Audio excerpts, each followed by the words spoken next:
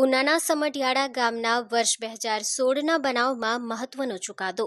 41 આરોપીઓ અને 2 બાળ ગુનેગારોની અટક કરાઈ હતી। ત્યારબાદ વર્ષ 2018માં વેરાવળ કોર્ટમાં કેસ ટ્રાન્સફર થયેલ। આરોપી તરફે વિજયકુમાર માવધિયા, આબિદ સુમરા, અશ્વિન થાનકી, PM સિકોત્રા, રીતેશ પંડ્યા સહિતના જુદા જુદા વકીલ રોકાયા। એડિશનલ ડિસ્ટ્રિક્ટ અને સેશન્સ કોર્ટના જજ જે પંડ્યા દ્વારા આજરોજ મહત્વનો ચુકાદો આપવામાં આવ્યો। રમેશ જાદવ, રાકેશ જોશી, પ્રમોદ ગિરી ગોસ્વામી, નાગજી ડાયા, બળવંત ગોસ્વામીને આરોપી ઠેરવવામાં આવ્યા। 3 વર્ષ તેમજ 1 વર્ષ અને 2 વર્ષ તેમજ 5 વર્ષની અલગ અલગ ગુનામાં સજા ફટકારવામાં આવી। ઉપરાંત 15,000નો દંડ ચૂકવવામાં હુકમ કરવામાં આવ્યો તેમજ દંડ ન ચૂકવે તો 10 દિવસની સાદી કેદની સજાનો હુકમ કરવામાં આવ્યો। 5 આરોપીઓ વર્ષ 2016થી કસ્ટડીમાં હતા અને 6 વર્ષ જેટલા સમયથી જ્યુડિશિયલ કસ્ટડીમાં ટ્રાયલ દરમિયાન રહ્યા હતા, જેથી તમામ સજાઓ એકી સાથે ભોગવવા અને જેટલો સમય કસ્ટડીમાં રહેલા તે માજરે આપવા અને 35 આરોપીઓને નિર્દોષ છોડવાનો હુકમ કરવામાં આવ્યો। ઉનાના એટો સેશન્સ કેસ નંબર 8, 18, 9, 18 અને 11, 18ના કામે સમઢિયાળા ખાતે જે બનાવ બનેલ તેની આજરોજ કેસ ચાલી અને જજમેન્ટ આવેલ છે, જેમાં સરકાર પક્ષે રજૂ થયેલા પુરાવાઓ અને રેકર્ડ આધારિત જે જુબાનીઓ થઈ હતી, મેડિકલ એવિડન્સ હતા, તેના આધારે નામદાર કોર્ટે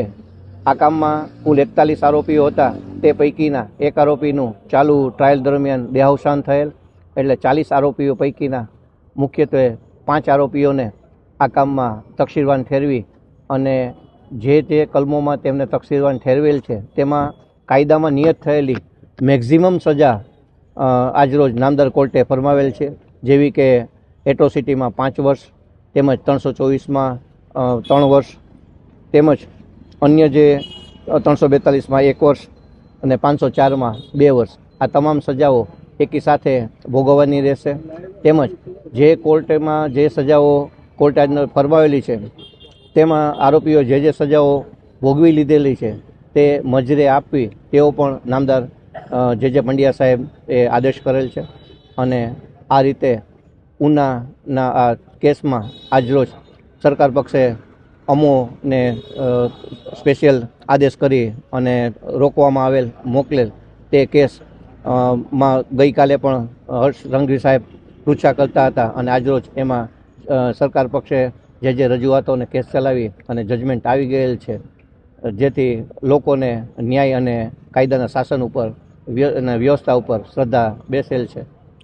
આ બહુ ઘણા બધા પત્તા એટલે પેજીસનો ચુકાદો છે, આશરે 340 જેટલા પાનાઓ છે,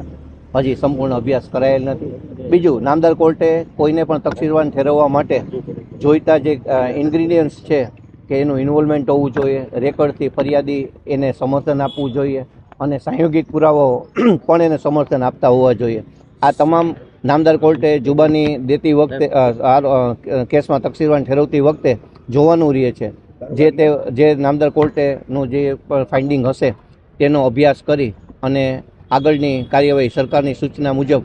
અમે કરશું। જે કલમો સરકાર પક્ષે અને ફરિયાદ પક્ષે સાબિત થઈ શકી છે તેમાં નામદાર કોર્ટે સજા ફરમાવેલ છે અને બાકી તો મેં આપને પહેલાં પણ કીધું, ફરીથી જ કહું છું કે ચુકાદાનો સંપૂર્ણ અભ્યાસ કર્યા બાદ અને સરકાર પક્ષેથી મળેલી સૂચનાઓનો અમે અત્રેથી અમલ કરશું। ઉના તાલુકાના સમઢિયાળા ગામે 11/7/2016ના રોજ જે બનાવ બન્યો એના અનુસંધાને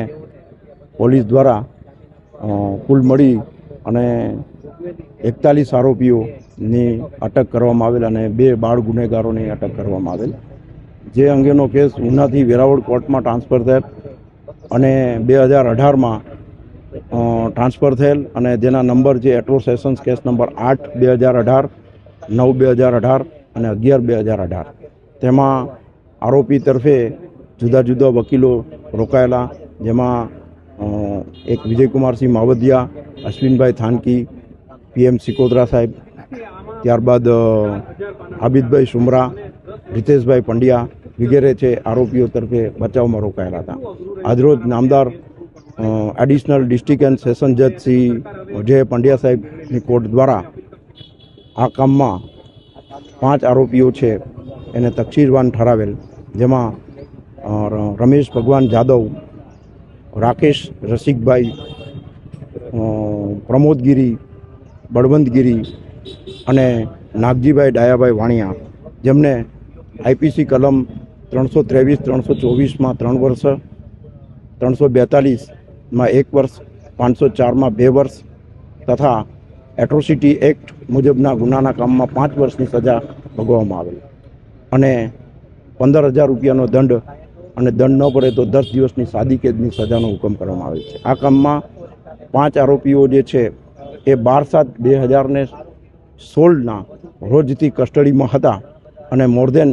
6 વર્ષની ઉપરનો સમય જે છે એ જ્યુડિશિયલ કસ્ટડીમાં ટ્રાયલ દરમિયાન રહેલા. તેમને આ તમામ સજાઓ છે એકી સાથે ભોગવવી અને આ જે સજાઓ જે છે જેટલો સમય કસ્ટડીમાં રહેલ છે એ પણ મજરે આપવાનો હુકમ કરેલ છે. બાકીના તમામ આરોપીઓ જે 35 આરોપીઓ છે એ તમામ આરોપીઓને નિર્દોષ ઠરાવી છોડી મૂકવાનો હુકમ કરેલ છે અને CRPC કલમ 437 ક મુજબ 15,000ના જામીન ભરપાઈ કરવાનો હુકમ કરવામાં આવેલ છે.